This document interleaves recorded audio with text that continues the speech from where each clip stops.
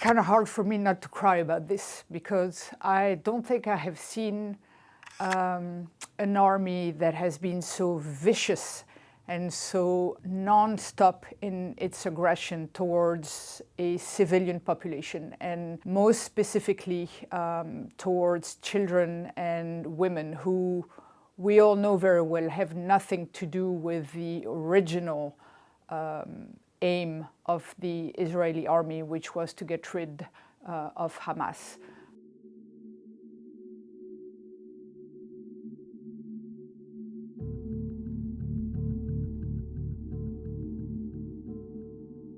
The number of children and women that we see in the emergency rooms of the hospital that we work in is just mind-boggling. And the number of kids who I have seen with amputated arms or legs, or kids who were killed, is just mind-boggling. In June, I was working at Al-Aqsa. I was responsible for the medical activities there. And the Israeli forces came in to Nuseirat to free 4 hostages. When they did so, they killed, call them collateral damage, I don't know, but well over 300 people. I was in the emergency room. We were asked by the director of the hospital to come in, and it was as if I had a 747, in the emergency room. There were people from all ages. It was hundreds of people, dead, not dead, legs blown off, people that were being intubated on the floor, chest tubes being put with no infection prevention control. It was just complete chaos. This is inside the Al-Aqsa hospital, in the emergency hospital. This is in the intensive care, this is in the red zone area. As you can see, there are no beds right now. It's complete chaos. You have people who are being intubated, cared for on the ground. This person in front of us is dead. Or is going to die any minute. And it was such chaos that I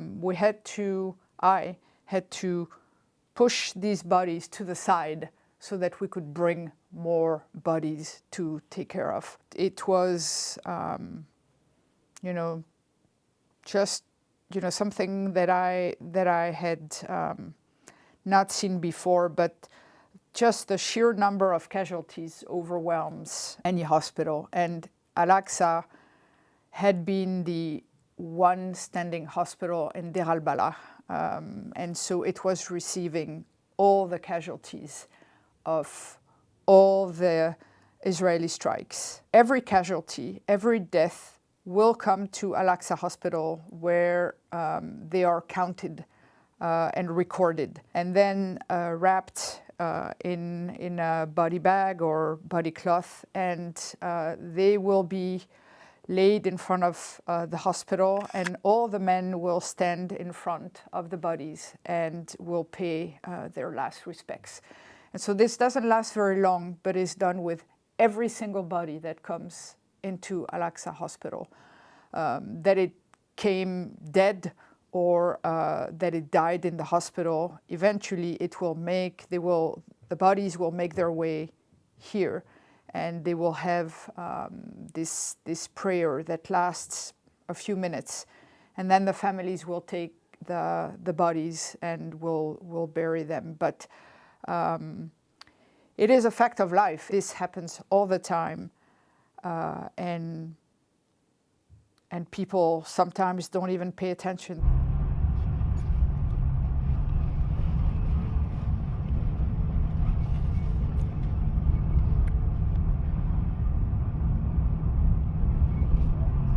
The obstruction of the Israeli forces is constant, and it's on supply, on medical equipment, for example. We are constantly lacking essential medication, antibiotics, gauze, tools to do surgeries.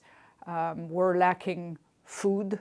Food is being prevented from coming in. Of course, people, will try to go and take whatever food is there from wherever they find it. So this one is particularly shocking to me because when I came in January, this beach didn't have a single tent when I was there in January. In fact, I rode in a car with a patient that was critically sick at 100 kilometers an hour on this road. Today, I cannot ride more than 10 kilometers an hour on this road because there are tents everywhere. The population of Rafah, which was about 1.4, 1.5 million people because of all the people who had moved from the north to Rafah, that population then was pushed back to the middle area, right? And then they were doing a yo-yo. But there is no space, not only because the buildings are destroyed, but also because there is just no infrastructure. So where have people gone? They have gone on the beach, on the sand. They have, and as you can see on the picture, they don't have tents. They don't have any structure that is going to withhold, to the elements. They have a carpet. They have, old mattresses. They have a piece of plastic, a few pieces of woods that, stand the whole thing together. And today, the whole beach is jam-packed with those flimsy structures. And it's winter now, and the storms in Gaza are nasty. You have kids who are on the brink of malnutrition. They live in insalubrious conditions. They will get super sick because of the elements.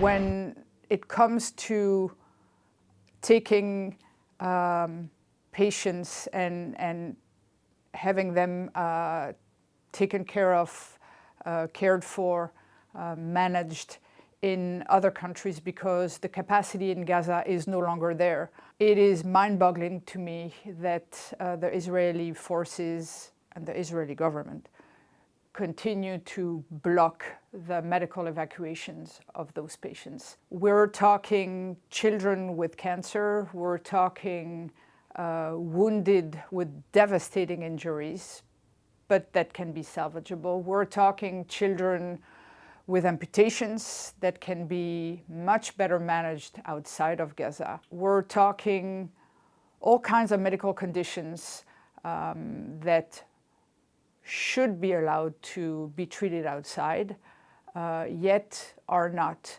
Why forbid a 4-year-old child to leave the enclave when they know very well that this child has no hope of survival because of the war that's going on? They should be able to leave. And the governments of Europe, of the United States, of Saudi Arabia, Qatar. There are so many countries that should be able to take these patients. It's the only human thing to do, it seems to me. Yet, we're not seeing at all any visible effort, any goodwill, any genuine interest of the rest of the world to take care of these people. And that has nothing to do with politics. That has just to do with being a human being and caring for the other. I mean, the medical consequences of patients who are unable to leave are obviously catastrophic. Already the future for them is bleak, but the future without, both legs, without the hope of getting treated in a hospital that has everything for you to be treated, the consequences are, catastrophic for those people. It's just terrible. I mean, I don't think I have enough words to describe the cruelty that that is happening, you know. And this is not one family. This is one family after one family after one family after one family. But overall, when I look at the list and when I see the conditions for which people are asking to leave, yes, they need to be taken care of somewhere else, because the capacity inside of Gaza is gone. It's been obliterated by the Israeli forces, willingly. Like, willingly. Schools, universities, mosques, hospitals, everything is destroyed, everything, so that you cannot stay. You can't stay because there is nothing to stay for. So this is a picture of a building, like many other buildings in Khan Yunis. And I took this photo driving to Nasser Hospital. And as it happens in Gaza, there are a lot of graffitis inside of destroyed buildings or on big slabs of wall that have been destroyed.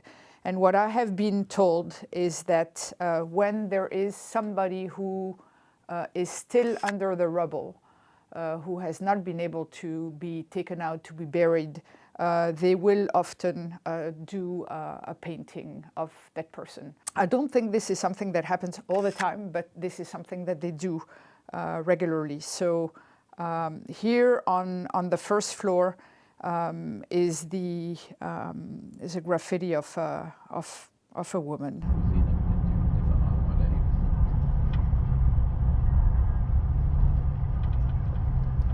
The level of destruction in the north is, if we can imagine, is even worse than the level of destruction in Rafah or Khan Yunis. I think, for me, even when I look at Khan Yunis or at Rafah today, it's not possible to rebuild those places. It is destroyed beyond reconstruction. People live in their destroyed homes. They will put a carpet, they will put, you know, whatever it is that they can, and then they live there. There is no working nothing, but this is their home, and that's where they want to stay. And what's worse is to think that this apocalypse is man-made and is willingly made. There is nothing that was left to chance, and it continues to be the case that none of this destruction is left to chance. I mean, you know, they live on borrowed time. It's a matter of time before you die in Gaza. So this picture of these little feet there are little feet of a baby during that June attack when the Israeli forces went to free the 4 hostages in Nuseirat. And this was one of the victims of the Israeli strikes. When I was in Al-Aqsa hospital, when I came in the emergency room, there were, I don't know, hundreds of people lying on the floor. But there was this little kid, I think she was, I don't know, maybe 2 years old, 3 years old. And she just seemed to be sleeping. She was, you know, in like the fetal position, all alone. And we all know that Palestinian families, they are always there with their children. Their children are, you know, God. So you don't leave a kid on its own. But somehow this kid was there on her own, nobody paying attention to her. I'm a mom, so I went to this kid, obviously, and because everybody else was, you know, had somebody with them, and she seemed to be, you know, sleeping, and so I went to talk to a nurse who said that she'd had a head injury, and she was, you know, probably not doing very well, you know, was sleeping, but maybe in a coma, didn't know. Even though I knew I couldn't do very much for her, and there were other patients that I probably needed to do something else, you know, something for.